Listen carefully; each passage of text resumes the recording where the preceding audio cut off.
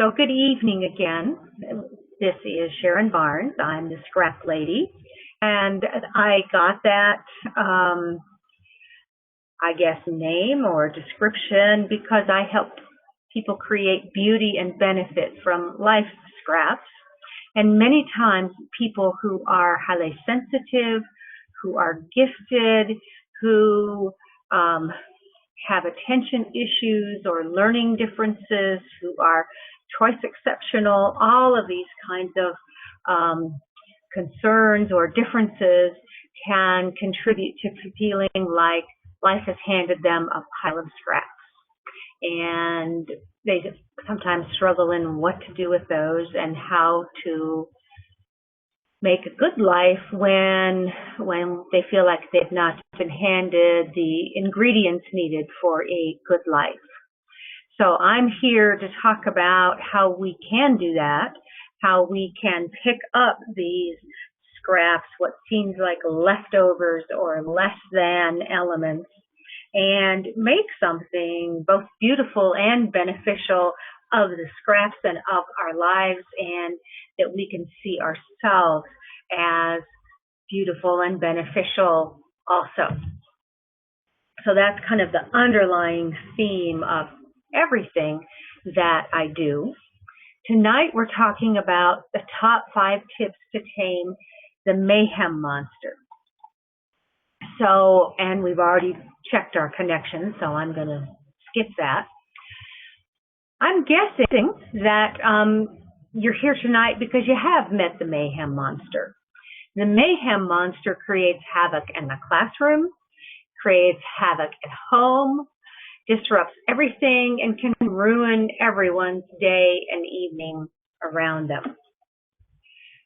And if anybody would like to put out some examples of the mayhem monster, feel free to. But since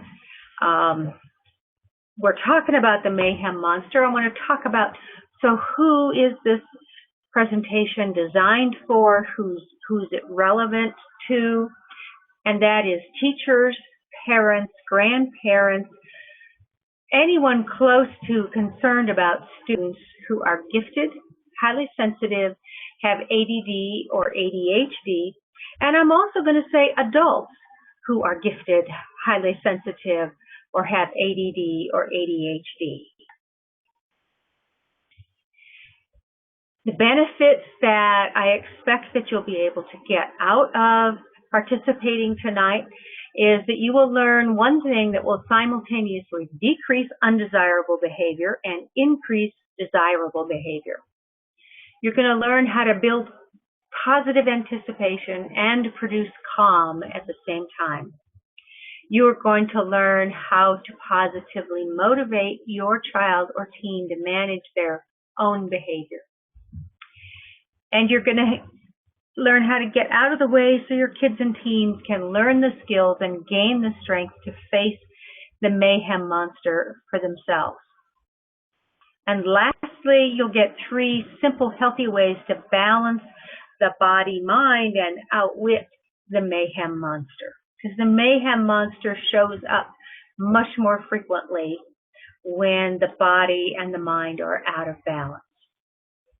So the issues here that we're talking about, that's the core of all of this, is that some people have difficulty paying attention.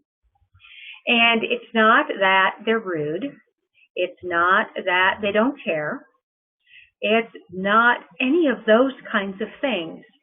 It's that there's a neurological difference going on. Part of this is being visual spatial learners and processors, and I don't have this on the slide, but connected to that can also be auditory processing issues.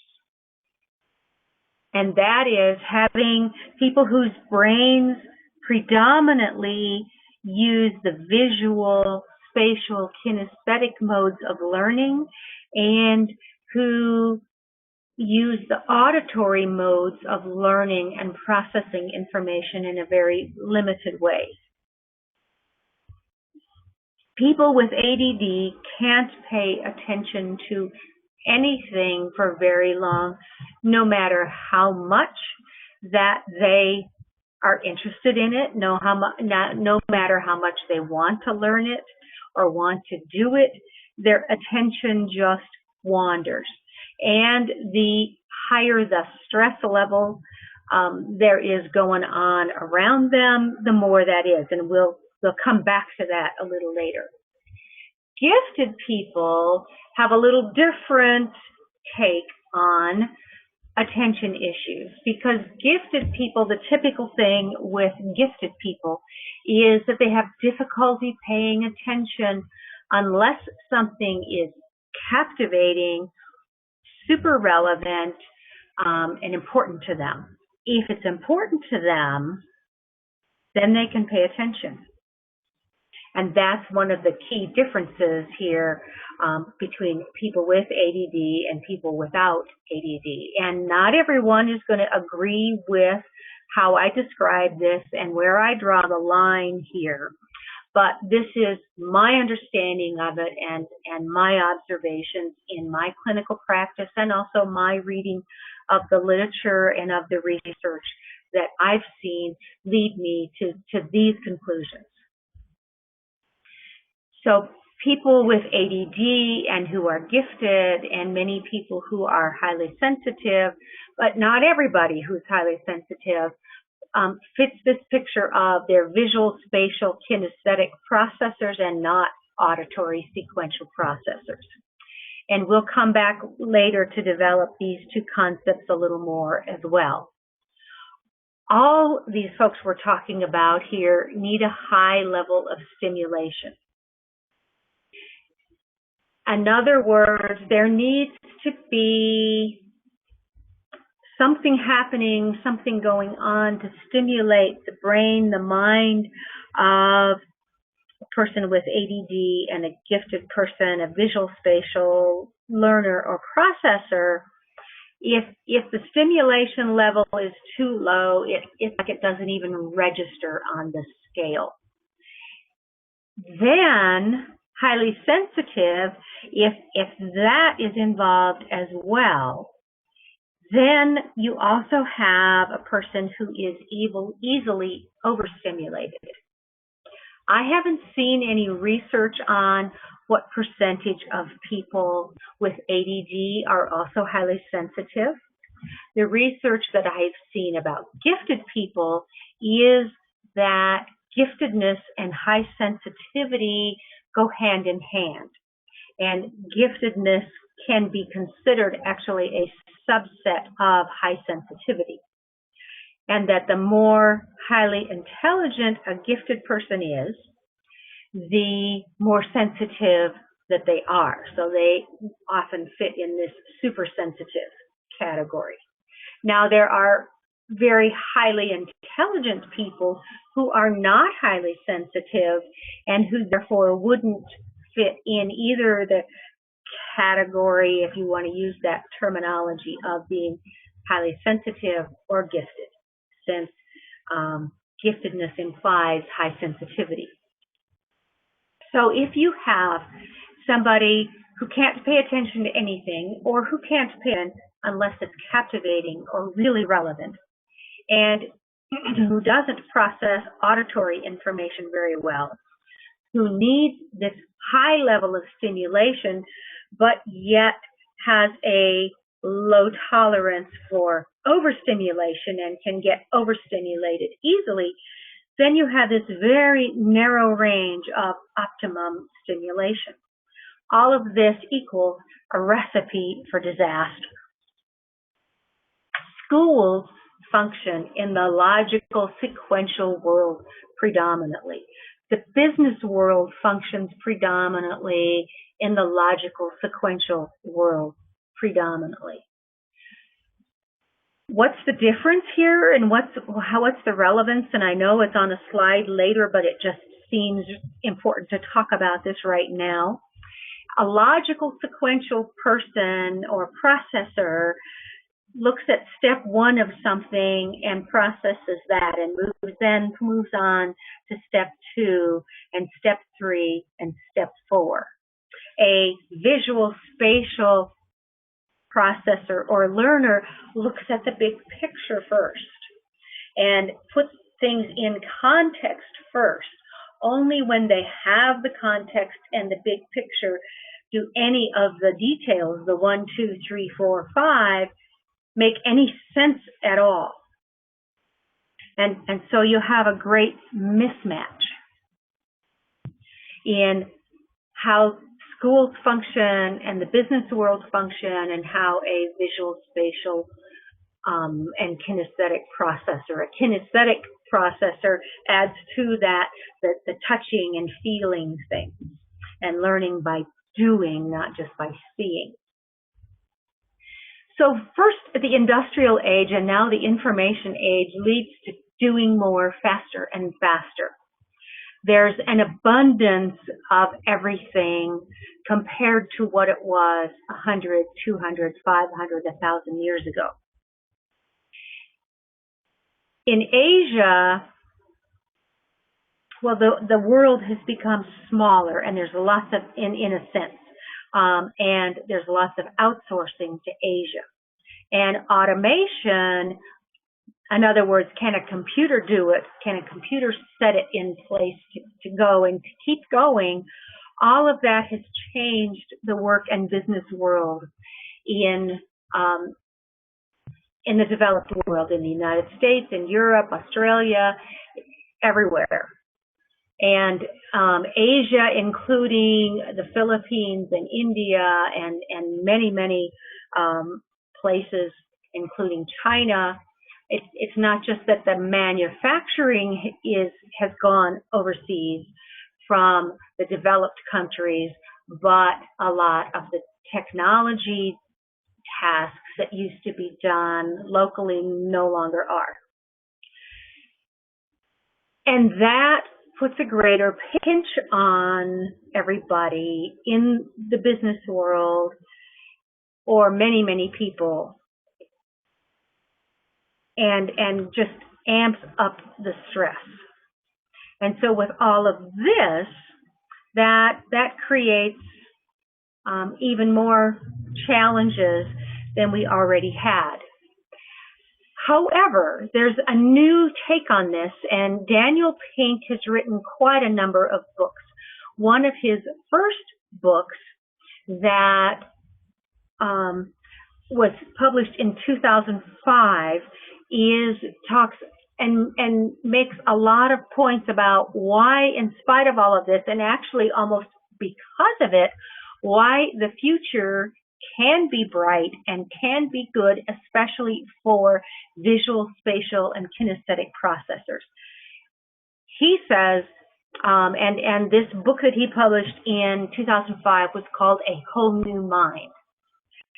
In here, he talks about the MFA, that is the Masters of Fine Arts, is the new MBA, instead of a Master's in Business Administration. And the things that he says cannot be outsourced is design. Design needs to be done locally by someone who is in touch with the culture locally.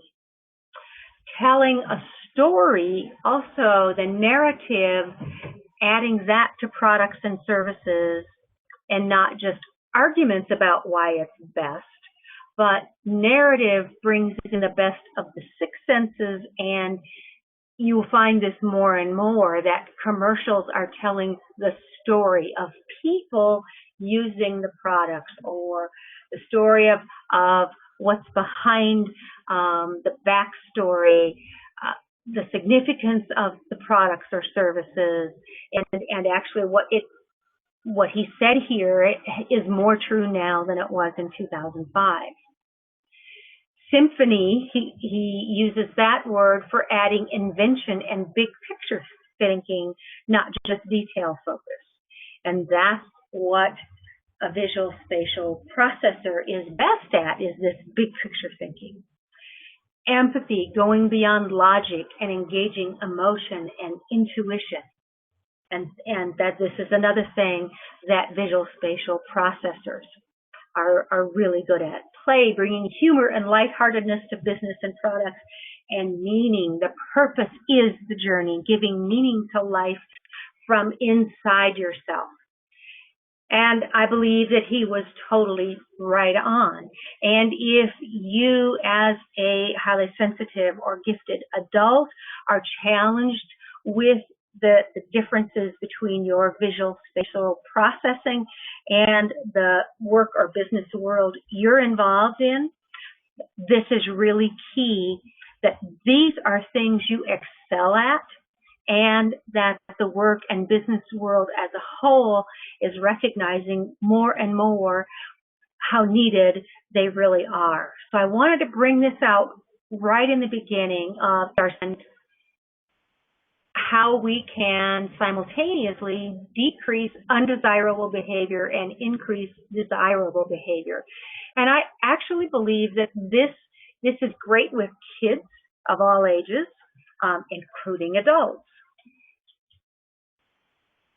The first thing, and the thing that will simultaneously decrease undesirable behavior and increase desirable behavior, present in our lives, often because when we, on one hand, when we lack enough stimulation, and therefore we're trying, and often this is not an aware thing, we're unaware that we're doing this, but we're unintentionally creating chaos, mayhem, if you will, in order to stimulate our brains. In order to get the stimulation up to the minimum level to engage our brains in what's going on and engage our brains in life. On the other hand, the mayhem monster can show up when overstimulation is present, or when we have not paid enough attention to the details and chaos or mayhem ensues. Acknowledging the presence of the mayhem monster is key. There is a children's story called Pete's Dragon that illustrates how important this is. And the main lesson in this story is to tame the dragon, in this case, not the mayhem monster, but Pete had a dragon. To tame it, name it. Pete was a preschool boy who, let me see here. Yeah, let me go back. Pete woke up one morning, and on the foot of his bed was a very small, kitten-sized dragon. He rubbed his eyes and looked again. Yep, that's a dragon. Sure enough. But there's no such thing as a dragon, so he ignored it, went to the bathroom, came back. Now the dragon was the size of a full grown cat. Looked at it again. That sure looks like a dragon.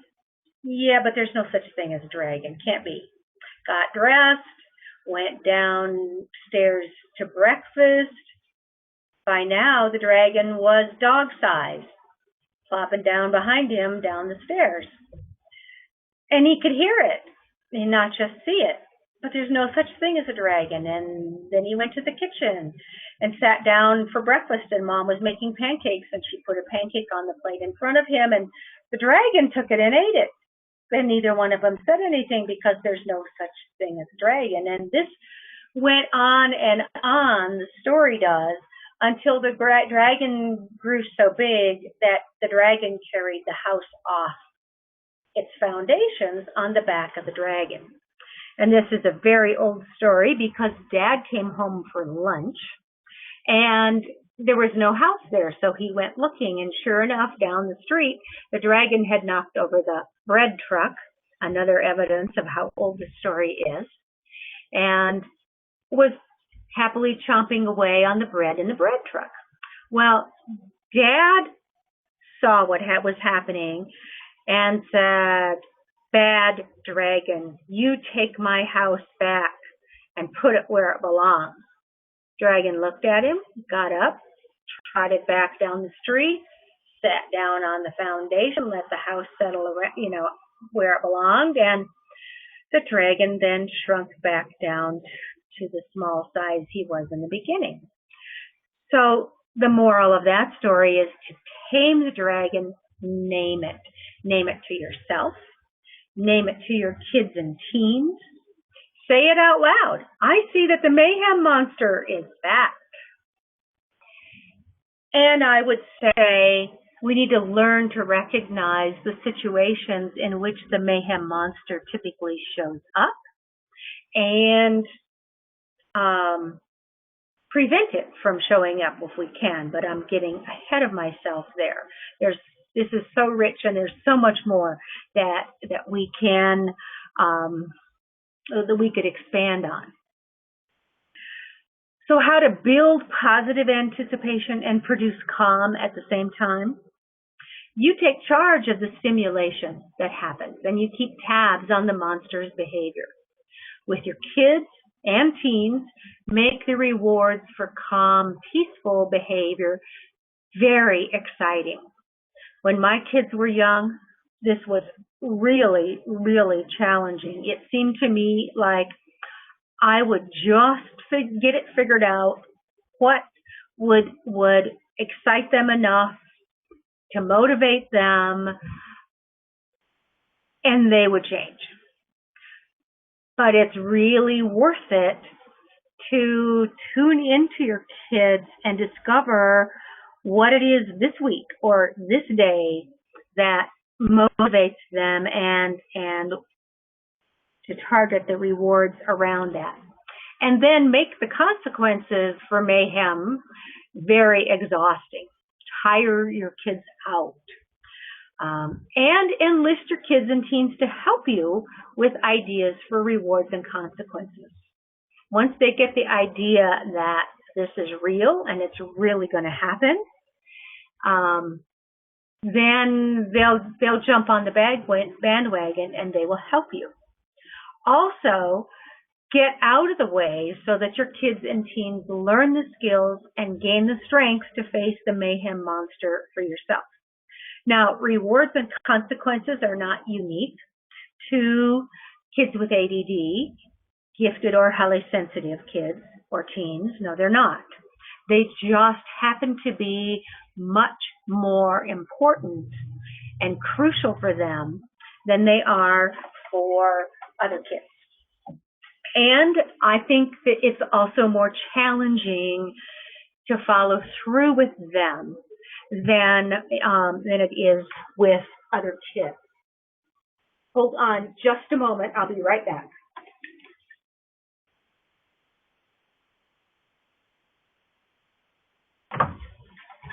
I apologize. We were about to get interrupted by a loud interruption, and so I shut my office door, which I hadn't done previously. I should have done that. I apologize. So the first thing in acquainting them with the mayhem monster, since visual, spatial, kinesthetic processors of all ages learn by seeing and by doing, is number one, to get out of their way. You don't clean up after the monster, let them do it, and hold them to doing it. The principle, or another principle here, is the person who owns the problem solves the problem. So they didn't do their homework tonight, or they only did part of it. Who owns that problem? Do you, the parent, own that problem? You're the one who cares about it. But who is it that really is going to experience life consequences from it? Not you. It's them. And so it's important that that stays with them, that they are the person who owns the problem, who holds the problem. So you become a consultant not the fix-it person who picks up after the mayhem monster and cleans up its messes and who does emergency stay up all night stuff to fix what the mayhem monster does. You empathize with them and their problems. And it's a bummer that they have these horrible problems, and it's a bummer that their homework didn't get done, and that they're not going to get a good grade, or their teacher isn't going to let them do blah, blah, blah, or that their grades aren't going to be good enough to keep their driving privileges, keep their phone privileges, keep their computer or television or tablet privileges, or their school activity privileges, whether it's band or choir or chess club or football or basketball or swimming or forensics or whatever they're involved in, dance class, theater, whatever. Empathize with them in their problems, encourage them to solve their problems, and returning to the having a role as a consultant, not the fix-it person, you can offer some suggestions if you like. Always start with one or two ridiculous suggestions or ideas. That way they can shoot down your ideas. That way that interjects some humor and some fun in there sometimes. But only after that can you put out some, quote, real, reasonable ideas or suggestions. And if they come up with good suggestions, then you don't need to at all. How to positively motivate your child or teen to manage their own behavior. The principle here is what gets noticed increases. So notice every tiny detail in the direction of the behavior that you want. If the mayhem monster is present most of the time, you may have to look hard and long to find anything. You may have to look at very small details to find something in the direction of what you want, but notice that and play that up and make a big deal of that. And tailor the rewards that go along with that to what makes your kids and teens' eyes light up. Make it proportionate to the task at hand or the issue of concern. Make it within your budget of time and money. And it's all about what's it worth it to you and how can you make it worth it to them to tame the mayhem monster. And then, as we talked about a little bit ago, change it up as often as you need it to. Now we're moving on here. 3 simple, healthy ways to balance the body-mind and outwit the mayhem monster. Number 1 is daily vigorous exercise. 30 to 60 minutes a day, as early in the day as possible. This is crucial because this gets the blood flow going. This ramps up the circulation in the whole body and including the brain and gets that stimulation level up there from the get-go of the day. You can make it fun. You can have a ping pong table in your basement or garage or someplace. You can make games of jump roping, and you don't have to have a big space. You don't have to have a lot of space. You can do outdoor stuff with them. You can take the kids to the gym with you if you go to the gym. This gets you exercising first thing in the morning also. And that is basic number 1, mind, body, mind, however you want to describe it. That's the simplest, healthiest way to help balance the body, mind, and banish the mayhem monster. Mayhem monster doesn't need to show up at all anymore. Number 2 is nutrition. Nutrition is really important for highly sensitive, gifted people in general, but people with attention issues seem to be even more sensitive to nutrition imbalances than do even other highly sensitive people.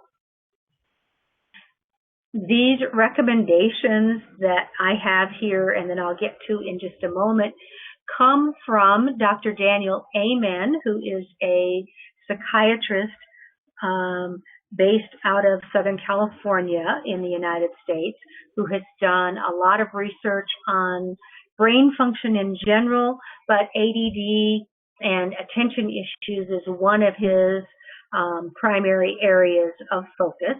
His website is amen, A-M-E-N, clinic.com. And another one is a Dr. Davis, who is a cardiologist, and I apologize, didn't get his first name, and a Dr. Perlmutter, who is a neurologist who talks about and teaches about brain function in general.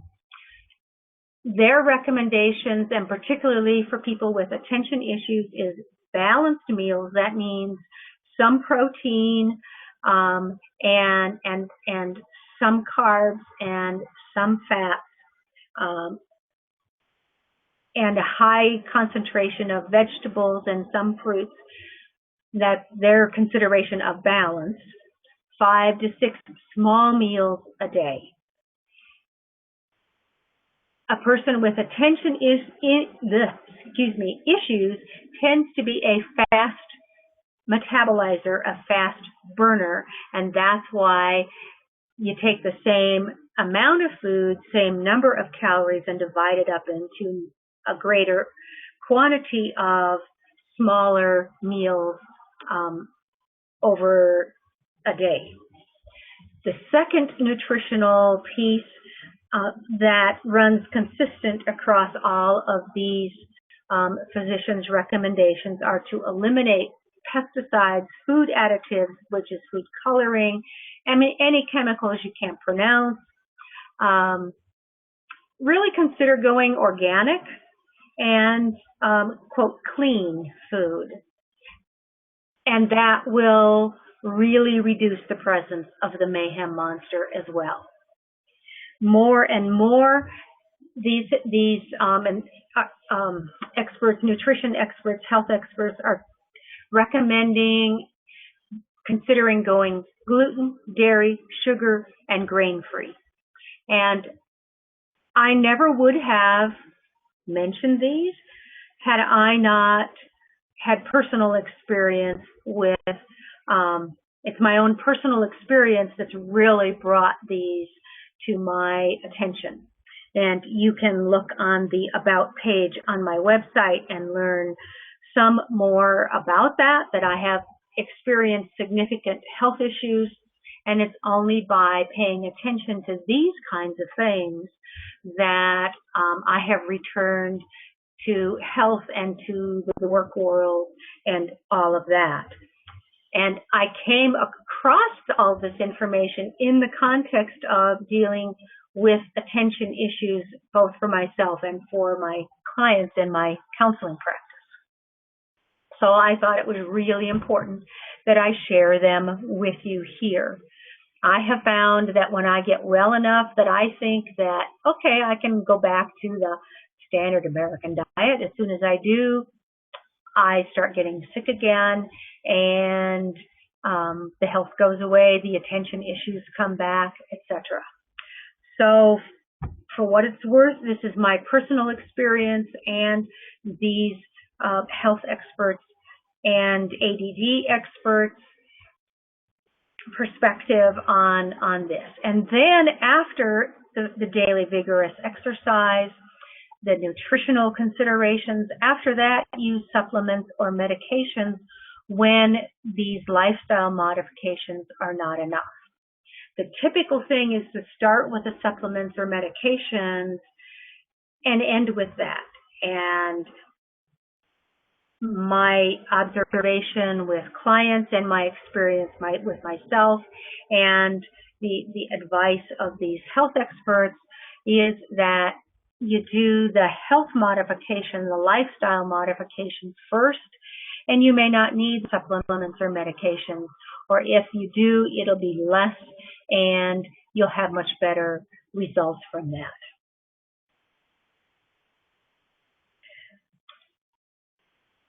I want to open up discussion and questions here or comments.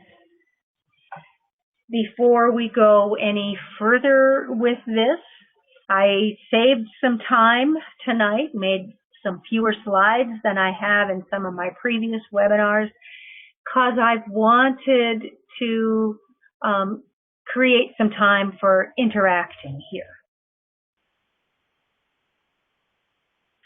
So I have a question about meltdowns. How, when a child, say at a family gathering, goes and hides away, disappears behind a chair or behind a sofa, you can just see them going into their shell, or they start crying. It can be an implosive or an explosive meltdown. There's kind of questions going on about both. What to do there? And my first recommendation there echoes some of the things on some of my other webinars, that one of the first things to do is to help that child breathe. Breathe from the belly. Breathe big, deep breaths and get the blood flowing again. In ADD and ADHD, when the stress level goes up, the blood flow to the brain decreases. And actually on the Amen Clinic website, you should be able to find photographs of the difference between the blood flow in a neurotypical brain and an ADD or ADHD brain. People with a neurotypical brain, a quote normal brain, when stress level goes up, the blood flow increases to the frontal lobes. And so that helps you think fast and think on your feet and make quick decisions and pay attention to lots of things at the same time or in fast sequence. Somebody with an ADD brain, when stress goes up, blood flow diminishes to those frontal lobes. It's like Winnie the Pooh sitting on the log and going, think, think, think. And so by helping yourself or a child who is in a meltdown mode, or you can see them heading in that direction, or you can feel yourself heading in that direction, slow the breathing down, especially the exhale, and breathe deeply. That increases oxygen to the brain, and slowing the breathing down relaxes us physiologically, emotionally, all of those things. And so that can help lower the internal stress level. We've talked in some of my other webinars about doing a breathing exercise that specifically switches from the fight or flight response to the relaxation response.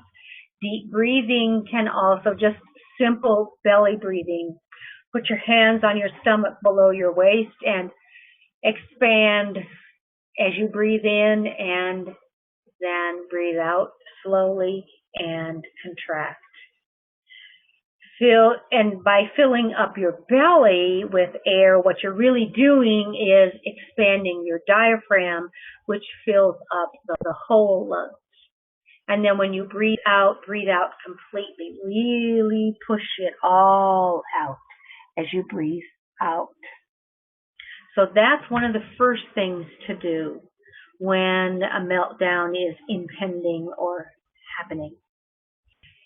And that can slow down the meltdown, that can help turn around the meltdown. Then I would go back and I would think about, ask about, inquire, evaluate, when's the last time something has been eaten? Because a fast processor food-wise, a fast metabolizer is going to use up the food, and so the blood sugar is going to drop faster. And if what was eaten didn't include protein, then that's going to get metabolized or fat even faster. And so eating something healthy without the chemicals, pesticides, additives, etc., and preferably without gluten, dairy, sugar, or grains.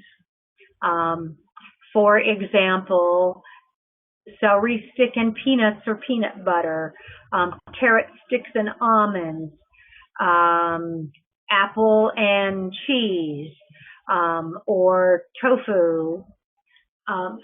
Those kinds of snacks can be balancing and are quick to access, quick to eat, that kind of thing. So those are some quick things and easy things to pay attention to and to do something about. Learn to pack these kinds of snacks for your kids and for yourself. Like grain-free popcorn is a snack that can be easy to do, but it's a grain. And so learn what's great snacks like pumpkin seeds in the shell can be a snack that meets some of the crunchy, flavorful needs that, say, popcorn meets, but doesn't have the same downsides. So learn to substitute the snacks or foods that you had eaten that feed the mayhem monster and learn to put things in its place.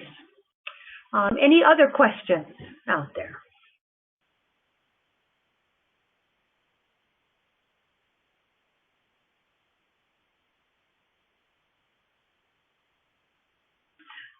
I'm amazed that there's no questions at all here. Either I'm totally off the mark or so on the mark there's nothing to ask. Don't know which it is, or maybe some of both.